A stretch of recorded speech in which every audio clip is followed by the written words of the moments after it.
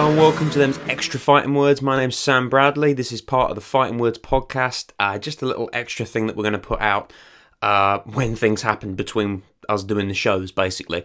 This week we're talking about TJ Dillashaw. He has been given a 2-year ban by USADA for the use of EPO. This is a performance-enhancing drug, typically seen a lot in the cycling community. Anyone that's seen the Netflix documentary Icarus or has heard about Lance Armstrong, this was one of his drugs of choice.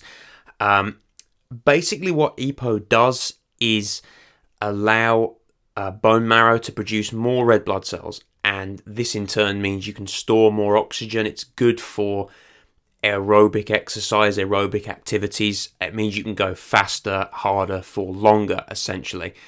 The downsides include turning your blood to syrup and giving yourself a heart attack because there's only so many red blood cells one body can take. So this is a weird case because TJ Dillashaw popped retroactively on a sample that he gave before the Henry Cejudo fight, and then they went back and tested a second sample that was given in December of 2018, I believe. The reason it didn't pop then was because there's a special test you have to do. USADA has to do above and beyond testing to reveal the uses of EPO, and that's a randomly selected thing. They didn't do it on the sample given in December of 2018. They did do it obviously on the sample that was given initially. They did it on the sample that was given before the Henry Cejudo fight. They then went back and did that same above and beyond test on the sample that was given in December 2018, and that popped as well. They have he vacated the title before they could strip him, which looked not shady, but sort of like an admission of guilt. He hasn't contested it, which again, not shady, but it doesn't look great as an admission of guilt. He, at this point, at the time of recording at least, he hasn't given a statement. His camp hasn't said anything.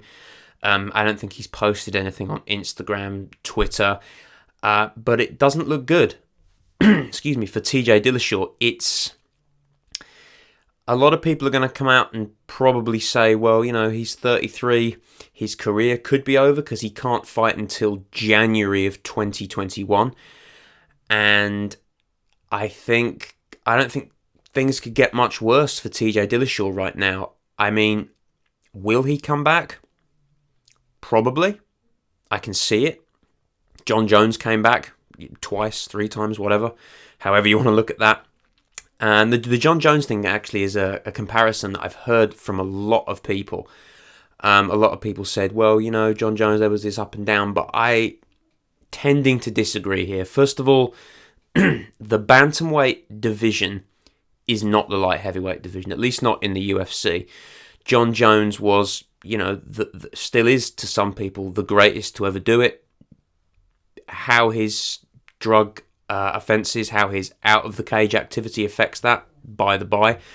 And when you look at the Bantamweight division and look at the amount of veterans, up-and-coming fighters, exciting prospects, there's just a lot more in the Bantamweight division. So do I think TJ Dillashaw comes straight back after 2 years and fights for the title? No, definitely not. Do I think he comes back at all? I can see it. I can certainly see it. I mean, it depends how much he wants to go on and try and secure his legacy. I mean, the thing about the fight in question that he popped for, the Cejudo fight, which, I mean, right now the charges are singularly surrounding that Cejudo fight. That was his first step at becoming the GOAT. You know, he had the Bantamweight championship title. He wanted to take the flyweight, and then, if rumours are to be believed, he wanted to kick up to 145, potentially fight Max Holloway, take 3 belts, be the first guy to do that. In terms of his GOAT status, I think he's done. I think whereas John Jones kinda, and I'm using John Jones as an example because it's the most representative of this kind of charge. I don't know. I don't think he's going to come back and be the GOAT. I mean, he has to come back when he's 35. That's a factor. Will he come back and fight for the title? As I've said, I don't think so. I really don't see that happening, even in the UFC, purely because of the richness of the bantamweight division. I think he screwed himself. I really do. It looks really bad on him. It looks kind of bad on his camp as well, because, and this is something USADA have spoken to, unlike the Turinabol, where you can have this genie out of the bottle pulsing effect that we've talked about on the podcast before, you can't really accidentally take EPO. It doesn't crop up in supplements. You have to inject it. You have to know what you're doing. And Jeff Nowitzki said much the same thing in a statement released by USADA yesterday, as part of his suspension. So that's the scenario, really. As I say, no one's come out and said anything yet.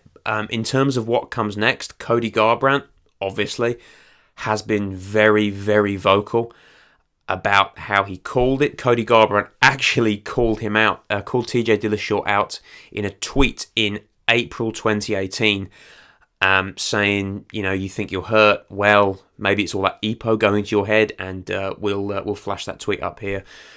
He does refer directly to EPO. Cody Garbrandt has also said in the past that TJ Dillashaw was the guy trying to show everyone else how to do it and how to get away with it, which doesn't look good. I know everyone's got 20/20 hindsight, but that doesn't look good. And yeah, I think Cody Garbrandt's talking about some retroactive punishment, as in go back and test all his samples for all the fights. Garbrandt's tweeted saying my last 3 losses have come against guys who have popped for PEDs. Obviously, he lost to Pedro Munoz, who's also tested positive in the past for, I think, testosterone. And now, obviously, there's this business with TJ Dillashaw. It's been known to happen. USADA and WADA, the World Anti-Doping Agency, obviously WADA is linked with the Olympics. The Olympics have gone back and stripped medals from people. Do I see it happening in the UFC? I don't really see what's to be gained from that, especially if you're Cody Garbrandt. Do you really want to get your title back like this? Now, I get where he's coming from.